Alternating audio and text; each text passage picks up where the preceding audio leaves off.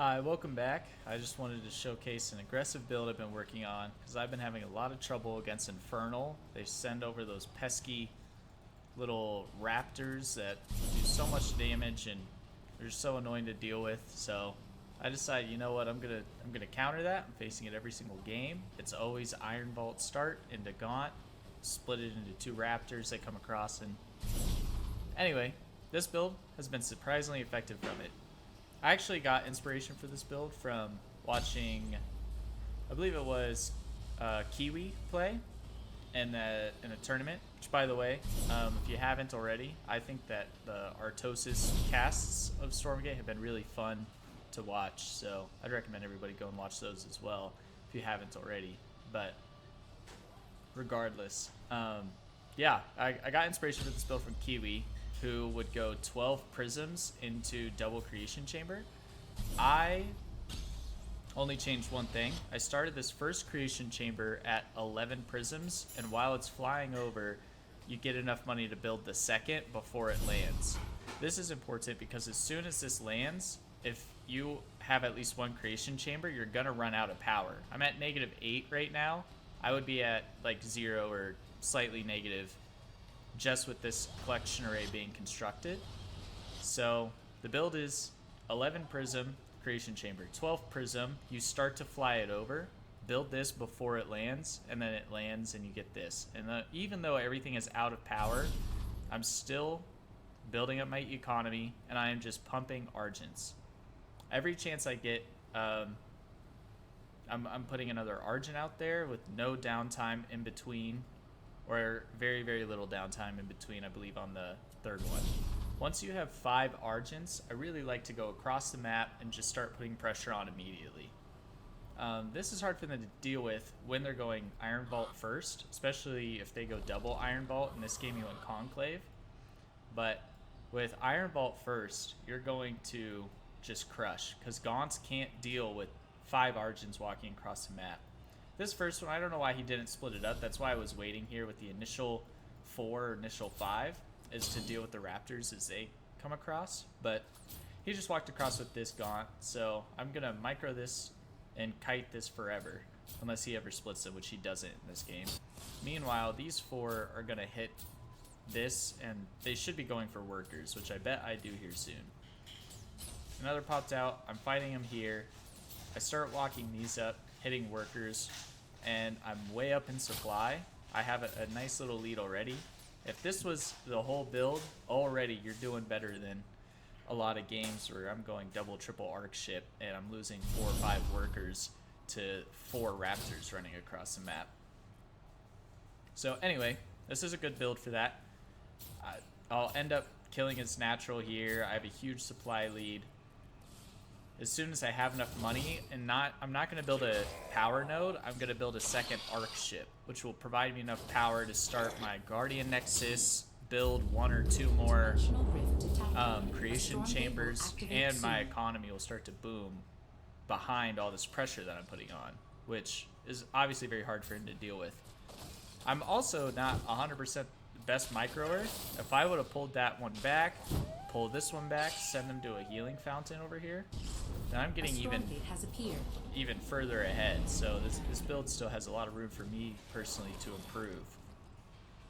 And could you imagine if he hadn't gone for this little base over here, which I don't scout for a long time? Like, he would be completely dead in the water if I just walk over here right now and kill all this. He's not completely dead in the water because of this base, but he will be soon. I'm starting the second arc ship. It's going to be 3 base. I'm collecting this first Stormgate totally for free. And your options right here are pretty limitless. You could just walk up the ramp and probably kill him as well. This is all he has to defend with. And if I take out this Conclave, then he's just dead in the water. So there's a lot of places in this game where I make mistakes. I'd recommend you just go for the throat and kill them while you can. I mean, he can't beat this army no matter what. So I also, of course, could have came over here and killed all that as well. I do end up winning this game, but I'm just going to play a few more minutes to showcase the rest of the build. You get this arc ship, you get Guardian Nexus, a couple more creation chambers, you're gonna fly this over to the 3rd. You're gonna fly this over to the 4th. All meanwhile, you're just healing up all your injured guys, and you're denying this natural base over and over and over. If they have a 3rd, you should have already denied it by now. But as soon as I catch a sniff that something fishy's going on, I go and check, and sure enough, I take it out at that point. So we'll play this out about another minute. After you get the Guardian Nexus and a couple more creation chambers, all pumping Argent, you're going to start the Kree upgrade and start building Kree, as you can see I'm doing up here now. You're going to upgrade one of your arc ships to tier 2 after you land it, and what that's going to allow you to do is build sabers. And so I like to go 1 or 2 Star Forges behind all these creation chambers, and then tier 2 arc ship, and I'll pump out 4, 5, 6 sabers.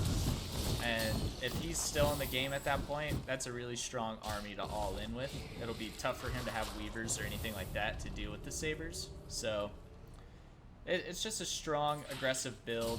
I obviously don't play it perfect, but if we just pause right here and look at it, I'm almost 40 supply ahead of him. He has no 3rd, he has no natural, so he's on 1 base, completely on 1 base, with a couple of production structures. I'm on 4 base. I can start pumping prisms from 2 arc ships. I've got 1, 2, 3, 4 creation chambers that can all pump upgraded Kree at this point, and it's just not close from this point. If I were in his shoes, I probably would have GG'd out here. He waits a little longer, but I won't bore you with that. I just kill these over and over until he GG's out. So anyway, let me know if you guys are also struggling with these really fast brutes into the Raptors. I'm struggling with that. These gaunts are also really pretty annoying, so when you do have fights, maybe I could showcase that. I'm sure there's going to be a fight here soon where when you do fight against an army like this, it's just for a micro tip, it's important to focus these gaunts down as quickly as you can, because if they start spreading this curse around and getting all these little phantoms, then the A move just loses every time. So even here, I don't do it super well, just walking back, trying to wait the curse out, and then I go back and kill the rest of these gaunts. I recommend you do that in every fight you have against something like this, especially with this build. You're probably going to face this a lot. Target down the gaunts, just it'll be a lot better for you.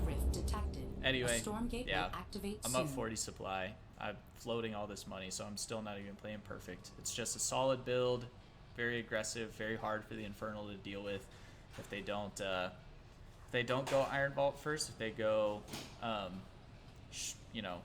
Shrine first into something more defensive, maybe they have my point being is it's hard for the Infernal to deal with. So good luck. Let me know how it goes in your future endeavors.